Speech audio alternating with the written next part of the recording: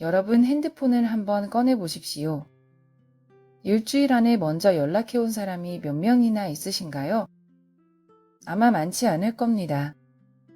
그 화면을 보는 순간 뭔가 찜찜합니다. 나만 이런 건가? 내가 잘못 살고 있는 건가? 오늘 그 생각을 뒤집으려 합니다. 나이 들어 친구가 줄어드는 건 잘못 살아온 증거가 아닙니다. 어쩌면 지금 당신이 가장 잘 살고 있다는 신호입니다. 그렇다면 친구가 줄어든 지금의 나는 정말 잘 살고 있는 걸까요?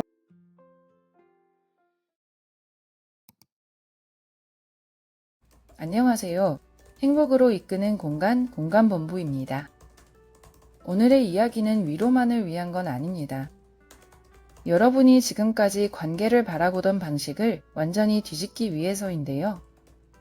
친구가 없어서 불안했던 것, 혼자여서 초라했던 것, 연락이 없어서 서운했던 것, 그 감정들이 사실은 나의 잘못된 기준에서 나온 것이었다면 어떠십니까? 오늘 영상 끝까지 보신다면 그 기준을 바꿀 수 있습니다. 지금부터 그 이야기를 시작해 보겠습니다.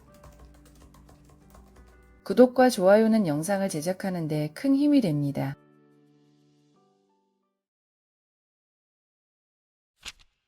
나이 들어 혼자여도 단단한 사람의 5가지 특징. 1. 내면이 이미 채워진 사람. 당신은 혼자 있을 때도 자기 자신을 사랑하는 사람인가요? 우리는 오랫동안 잘못된 공식을 믿어왔습니다. 사람이 많으면 행복하다. 연락이 많으면 잘 살고 있는 것이다. 주변에 사람이 없으면 뭔가 문제가 있는 것이다. 이 공식은 틀렸습니다. 적어도 인생의 후반부에는 많이 틀렸습니다. 관계의 수가 아니라 관계의 질이 행복을 결정합니다.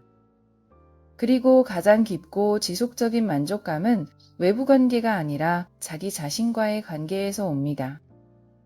외로움의 정체를 먼저 제대로 이해해야 합니다. 외로움은 혼자 있는 상태가 아닙니다. 외로움은 결핍의 감각인데요. 무언가 채워져야 할 것이 채워지지 않았다는 느낌, 그 빈자리를 타인으로 메워야 한다는 압박감입니다.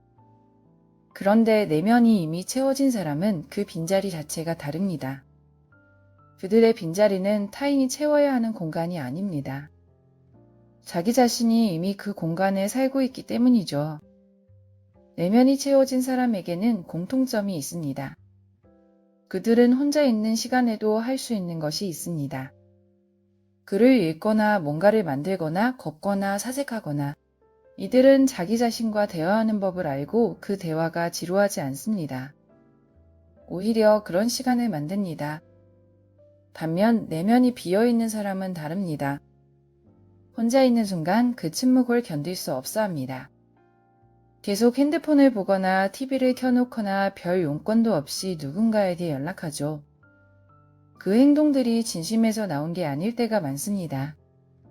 그냥 침묵이 무서워서 그렇습니다. 침묵이 무섭다는 건 자기 자신과 단둘이 있는 게 불편하다는 뜻인데요. 가장 오래 함께 살아야 할 사람이 자기 자신인데 그 사람과 함께 있는 게 불편하다면 그게 진짜 문제입니다. 이 두 사람의 차이는 의지의 차이가 아닙니다. 자기 자신과 얼마나 친한가의 차이입니다. 내면이 채워진 사람은 오랫동안 자기 자신과 대화를 해온 사람입니다. 자신이 무엇을 좋아하는지, 무엇을 할 때 시간이 빠르게 가는지, 어떤 순간에 살아있다고 느끼는지, 그것을 알고 있는 사람입니다. 스스로에게 한번 물어보세요. 지금 이 순간 핸드폰을 두고 1시간 동안 혼자 앉아 있을 수 있나요? 아무것도 하지 않고 누구에게도 연락하지 않고 그냥 창밖을 보거나 사색하면서 말이죠. 그 1시간이 편안하다면 당신의 내면은 이미 꽤 채워져 있는 겁니다. 그 1시간이 불안하고 지루하다면 지금 당신에게 필요한 건 친구가 아닙니다. 자기 자신과 친해지는 연습입니다. 자신과 친해지는 방법은 이렇습니다. 특별한 준비가 필요하지 않습니다. 처음에는 5분이면 됩니다. 핸드폰을 내려놓고 창밖을 한번 바라보는 것으로 충분합니다. 내일은 10분, 점차 시간을 늘리다 보면 한 달 후에는 그 시간이 기다려질 수 있습니다. 내면이 채워진다는 건 거창한 깨달음이 찾아오는 게 아닙니다. 그냥 혼자 있어도 괜찮은 날이 조금씩 늘어나는 것입니다. 외롭지 않은 사람은 사람이 많은 사람이 아닙니다. 혼자 있을 때도 자기 자신이 좋은 사람입니다. 이 관계를 줄일 줄 아는 사람. 정리하는 것도 능력이다. 나이가 들면 감정 자원이 달라집니다. 젊었을 때는 감정 자원이 풍부합니다. 누가 힘든 이야기를 해도 들어줄 여유가 있고 싫어도 웃으면서 자리를 지킬 에너지가 있습니다. 하지만 나이가 들수록 그 자원은 조금씩 줄어듭니다. 이건 성격이 변하거나 사람이 싫어진 게 아닙니다. 자원이 달라진 겁니다. 그리고 줄어든 자원을 아무 관계에 쏟다 보면 정작 자기 자신에게 쓸 에너지가 없어집니다. 여기서 아주 중요한 구분이 하나 있는데요. 좋은 사람과 편한 사람은 다릅니다. 좋은 사람은 남들이 인정하는 사람입니다. 성격도 좋고 도덕적이고 사회적으로 믿을 만한 사람. 그런데 이런 사람과 함께 있으면 왠지 모르게 긴장이 됩니다. 잘 보이고 싶고 실수하면 안 될 것 같고 말 한마디도 조심하게 됩니다. 선한 사람은 다릅니다. 특별히 대단하지 않아도 됩니다.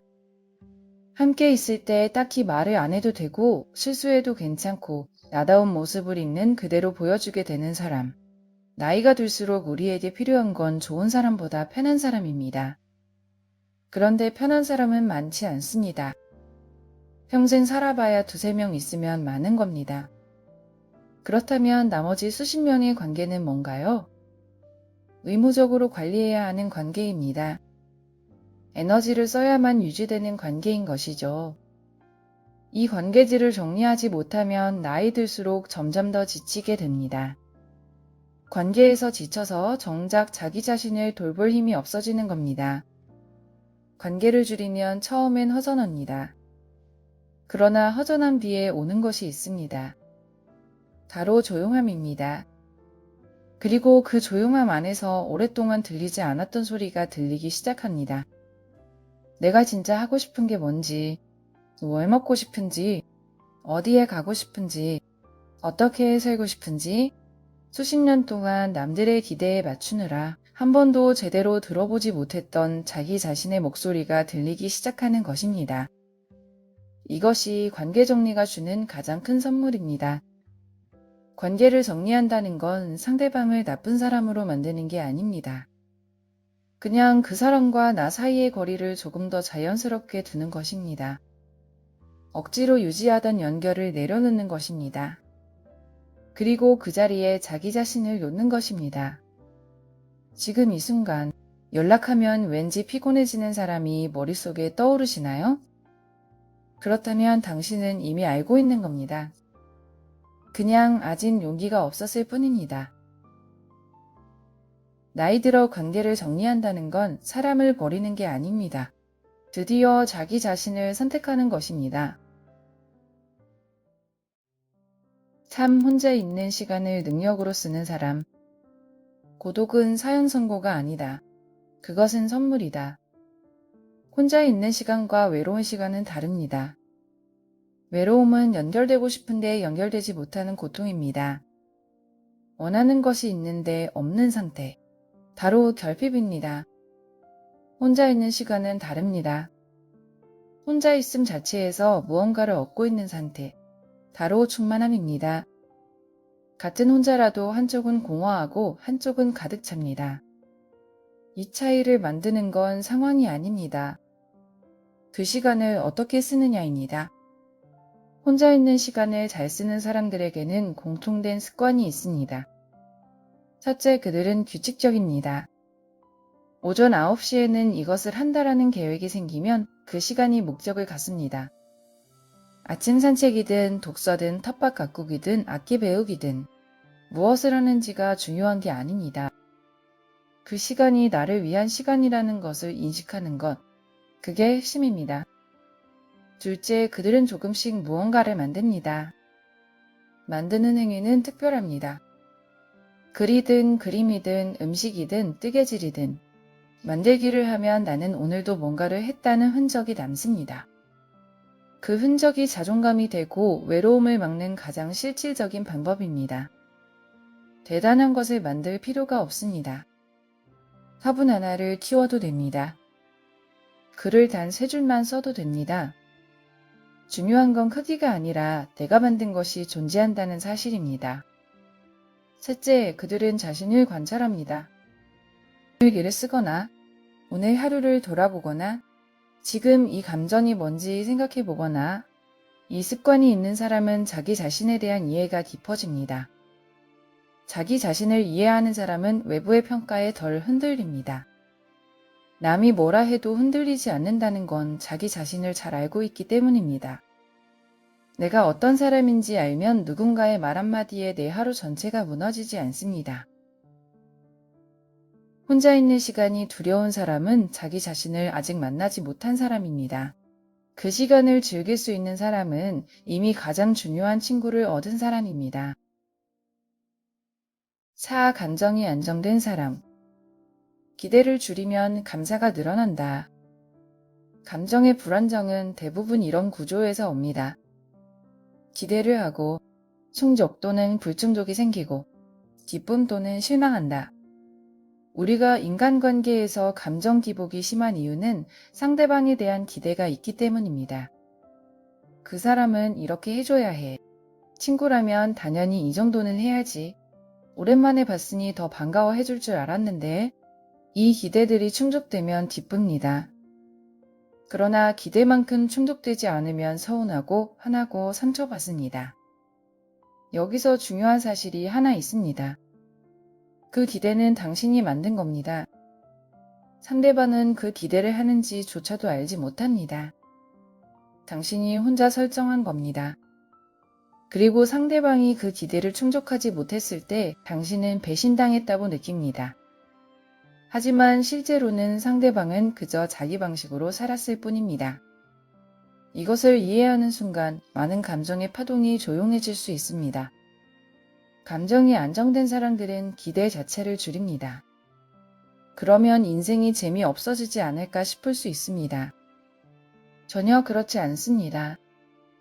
기대를 줄이면 대신 감사가 늘어납니다. 기대하지 않았는데 상대방이 연락을 해오면 그게 감동이 됩니다. 기대하지 않았는데 날씨가 좋으면 그게 기쁨이 됩니다. 기대하지 않았는데 음식이 맛있으면 그게 행복이 됩니다. 기대가 없는 자리에 감사가 들어옵니다. 감사는 기쁨보다 훨씬 안정적인 감정입니다. 기쁨은 올라갔다 내려옵니다. 감사는 잔잔하게 오래 머뭅니다. 기쁜 일이 없어도 감사할 수 있습니다. 어제와 똑같은 하루인데도 그 하루가 있다는 사실 자체에 감사할 수 있습니다. 이게 감정이 안정된 사람들의 일상입니다. 감정 안정은 타고난 기질이 아닙니다. 연습으로 키울 수 있는 능력입니다. 그 연습의 핵심은 2가지입니다. 첫째, 반응 사이에 공간을 두는 것입니다. 무언가 일이 생겼을 때 바로 감정적으로 반응하지 않고 잠깐 내가 왜 이 감정을 느끼지라고 스스로에게 먼저 물어보는 것, 이 한 박자의 공간이 감정을 관리하는 시작점입니다. 둘째, 타인의 행동을 나와 분리하는 것입니다. 그 사람이 그렇게 한 건 그 사람의 이유가 있다. 그건 나에 대한 이야기가 아닐 수 있다. 이 생각이 자리를 잡으면 다른 사람의 행동에 내 감정이 덜 끌려가게 됩니다. 상대방의 반응 하나에 내 하루 전체가 달라지지 않습니다. 그게 감정이 안정된 사람의 하루입니다. 오늘 하루 당신의 감정을 흔들어 놓은 것들이 있었나요? 그것이 전부 사람에 관한 것이라면 당신의 감정은 지금 너무 많은 곳에 노출되어 있는 겁니다. 조금씩 천천히 그 노출을 줄여가는 연습을 해보십시오. 평온함은 아무 감정도 없는 상태가 아닙니다. 작은 것에도 기뻐할 수 있고 큰 것에도 흔들리지 않는 상태입니다. 5. 외로움을 자연스럽게 받아들이는 사람. 외로움은 결함이 아니다. 그것은 존재의 속성이다. 우리 사회는 오랫동안 외로움을 해결해야 할 문제로 봤습니다. 외로우면 사람을 만나야 한다. 사람이 없으면 만들어야 한다. 혼자면 뭔가 잘못된 것이다. 이 공식이 너무 깊이 박혀 있어서 사람들은 외로움 자체를 느끼는 것조차 잘못된 일처럼 생각합니다. 그래서 외로울 때 자책을 합니다. 내가 왜 이러지? 나는 왜 이렇게 혼자지? 다른 사람들은 다 잘만 사귀는데. 이 자책이 외로움보다 더 사람을 갉아먹습니다. 외로움은 잠깐 왔다가 지나가는 감정입니다. 하지만 자책은 스스로가 스스로를 계속 공격하는 것입니다. 외로움의 본질을 다시 봐야 합니다. 외로움은 인간이라는 존재의 본질적인 조건입니다. 결혼을 했어도 외롭습니다. 친구가 많아도 외로운 순간이 옵니다. 자녀가 있어도 외롭고 사람들 한가운데 있어도 외롭습니다. 외로움은 사람이 없어서 오는 게 아닙니다. 외로움은 존재 자체의 속성입니다. 이것을 이해하면 더 이상 사람을 통해 외로움을 해결하려 하지 않습니다. 외로움은 사람이 해결해 주는 게 아님을 알기 때문입니다. 외로움을 자연스럽게 받아들이는 사람들은 이 과정을 거쳤습니다. 첫째, 외로움을 인정합니다. 나 지금 외롭다 라고 그냥 말합니다. 부정하지 않습니다. 부정하면 외로움이 더 커집니다. 인정하는 순간 외로움이 조금 작아집니다. 둘째, 그 감정을 관찰합니다. 외로움이 어디에서 오는지 들여다봅니다. 지금 누군가가 보고 싶어서인가? 아니면 그냥 이 정적이 낯선 건가? 오늘 특별히 힘든 일이 있었던 건가? 이 질문들이 외로움의 정체를 밝혀줍니다. 정체를 알면 무섭지 않습니다. 막연한 것이 무섭습니다. 이름을 붙이는 순간 감정은 다루기 쉬워집니다. 셋째, 그 감정과 함께 있습니다. 외로움을 쫓아내려 하지 않습니다. 빨리 해결하려 하지 않습니다. 그냥 있게 둡니다. 비가 오는 날 비를 피하는 게 아니라 그냥 비가 오는구나 하고 느끼는 것처럼 외로움을 밀어내려 할수록 외로움은 더 강하게 밀려옵니다. 넷째, 지나가게 둡니다. 외로움은 파도입니다. 밀려오면 높아지고 그러다 반드시 낮아집니다. 그 파도를 거부하지 않는 사람은 파도에 휩쓸리지도 않습니다. 파도와 싸우는 사람이 더 깊이 빠집니다. 그냥 떠 있으면 파도는 지나갑니다. 외로움을 받아들이면 놀라운 변화가 생깁니다. 집착이 줄어듭니다. 사람에 대한 집착, 관계에 대한 집착, 나를 알아줬으면 하는 집착. 집착은 대부분 결핍에서 옵니다. 없다고 느끼기 때문에 갖고 싶어집니다. 채워지지 않는다고 느끼기 때문에 더 채우려 합니다. 그런데 외로움을 자연스러운 것으로 받아들이면 그 외로움이 결핍이 아니라 그냥 삶의 일부가 됩니다. 결핍이 아니기 때문에 채우려는 집착이 줄어드는 것입니다. 집착이 줄어드는 순간 관계가 달라집니다. 집착 없이 만나는 사람은 훨씬 가볍고 편안합니다. 기대가 없으니 감사가 생기고 요구가 없으니 갈등이 줄어듭니다. 아이러니하게도 외로움을 받아들인 사람이 오히려 더 좋은 관계를 맺습니다. 외로움을 품을 줄 아는 사람은 관계에 아무것도 요구하지 않습니다. 그냥 함께 있는 것만으로 충분합니다. 그 가벼움이 관계를 오래 지속시키게 되는 것입니다. 외로움을 두려워하는 사람은 평생 그것에서 도망칩니다. 외로움을 받아들인 사람은 비로소 자유로워집니다. 여러분은 오늘의 이야기가 어떠셨나요? 오늘 말씀드린 5가지 결국은 한 가지 이야기로 귀결됩니다. 친구가 없어서 불행한 게 아니라 자기 자신과 함께 사는 법을 아는 것, 그게 전부입니다. 평생 남들의 시선으로 살아왔다면 이제는 자기 자신의 기준으로 살아도 됩니다. 나이 들어 혼자인 것은 실패가 아닙니다. 드디어 자기 자신에게 집중할 수 있게 된 것입니다. 이제는 혼자여도 단단한 사람이 가장 잘 사는 사람입니다. 오늘부터 그 한 사람이 되어보세요. 마지막으로 나이 들어 혼자여도 잘 사는 사람들에 대해 다시 한번 정리하면서 영상 마치겠습니다. 나이 들어 혼자여도 잘 사는 사람들의 5가지 특징. 1. 내면이 이미 채워진 사람. 2. 관계를 줄일 줄 아는 사람. 3. 혼자 있는 시간을 능력으로 쓰는 사람. 4. 감정이 안정된 사람. 5. 외로움을 자연스럽게 받아들이는 사람. 이 영상이 좋으셨다면 구독 눌러주시고 다음 이야기도 함께 해주세요.